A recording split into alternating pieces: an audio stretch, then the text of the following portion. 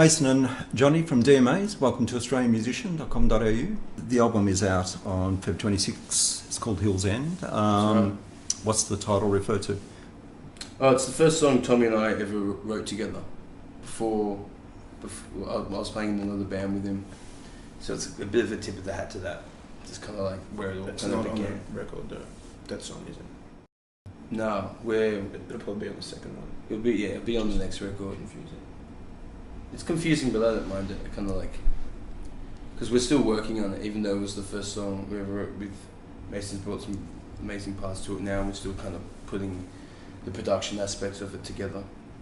Timeless is a great rockin' track to open the album. Was that always going to be the album opener? No, That started off as a bluegrass song actually, Right. and which was one of the first tunes you and I wrote together. yeah, used to have like banjos and stuff on it, which is weird to think about. But we never recorded it, and then I wasn't going to do anything with it, so we just put it on the record. But it turned out a lot better. Once we recorded it, it sounded a lot better than we thought, so we thought we'd make it the first song. Is there a track on the album that has greater sentimental value or significance to the band than others? The Blown Away, which is I think the second last song, is pretty. It's like one of the first songs that you guys wrote together like 4 years ago. Yeah. And I was into that song before I joined the band, and I was a really big fan of it. So that song for me.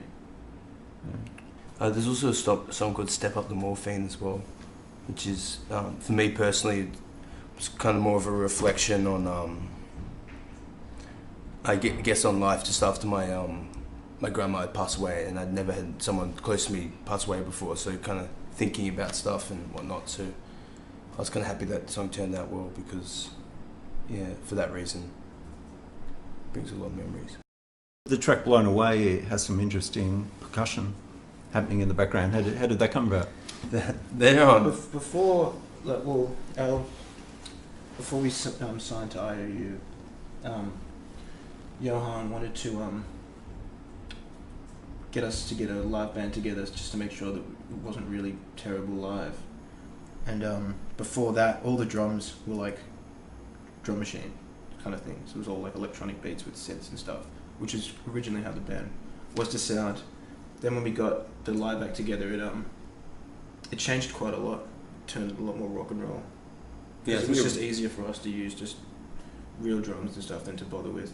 Originally, it was going to be probably a lot more electronic than we kind of thought, and so like doing and when you start doing demos as well, you do it we do them all to click tracks, and that was just like the particular loop we made for it. The next record will have a lot more, that kind of percussion on it.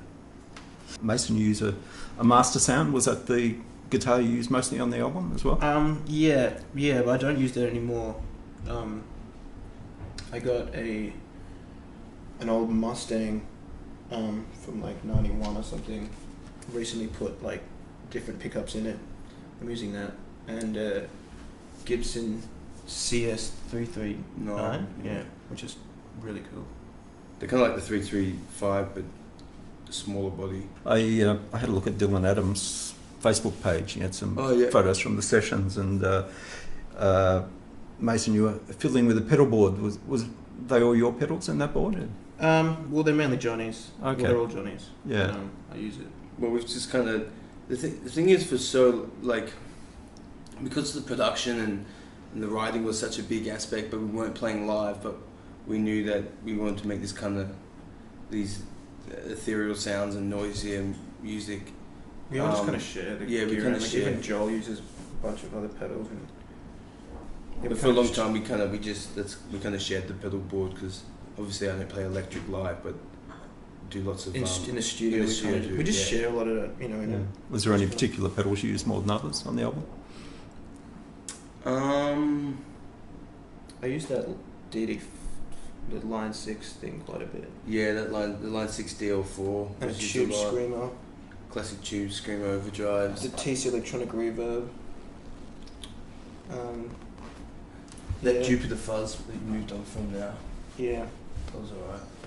I kind of think like But I thought the hardest thing I found with making this album in particular wasn't really I think one of the hardest things in like production in general is creating the sounds that aren't in the foreground and the more textual stuff. You know, like the bedding of all the. There's a lot of guitars on it. There's a lot of guitars on it, and we spend a lot of time blending, you know, acoustic guitar tracks with like electrics that sounded like synthesizers, and I think there's like a Fender Rhodes on like almost every song. Yeah, that's true. Yeah. And, Do you play that, Mason? Yeah, I play it. Yeah, the keys. Yeah, Mason plays all the keys. Yeah, which is pretty cool. So having put all that stuff on the album, have you had to change your gear up live? Not really. I think we've always thought of it as a separate entity, like completely different beast. Yeah, we didn't try to like replicate the record. Yeah. No. But I think we're using pretty much completely different gear. Yeah, we've learnt a lot, even since doing the first album, we've learnt a lot about our sound, I reckon. But we're using like the same kind of settings on the pedals and stuff, so it's pretty similar. You got to play some pretty neat festivals and stuff fairly early in your career. Was that a bit of a culture shock, playing on a big stage for the first time and in front of a big PA? Did you have to sort of learn a bit about stagecraft and stuff? Well, we've all been kicking around in bands for like 10 years or whatever. The biggest was probably for Tommy, because he'd been a drummer For in a him, band before. we've all done that kind of thing before. With Tommy's Standing up, into it. He used to be a drummer, so he's kind of like completely changed. Going from the back of the stage to the front of the stage. But even that, after the last run, he's picked it up pretty well. Yeah, but we'd done like a lot of Australian festivals before we went overseas last year, so it was pretty, it was a pretty simple transition. If anything, it was a bit of a step down, some of them, because we had... No one knew us. Yeah, like no the one knew stages us. were Was big, pretty- but there yeah. wasn't anyone watching, Yeah. Yeah. So did Tommy contribute any drums on the album? He did. He played on Blown Away, Yeah. and he played... I think he played the... Played out. Oh, he did play it out as well. And he also played the verses for In the Moment, I remember, because he had a particular beat they loved. And the rest was done by our drummer Liam. Yeah. He's been there since pretty much the start. Yeah. And what's in store for the rest of the year now? I think we're touring pretty much until November, and then we're gonna finish our second record and maybe stick around America to mix it. Yeah, I don't know. it depends how it goes, Yeah. To be honest, no one actually knows. Yeah. Until We're it's just out touring. there and it's had a bit of time, no one actually knows.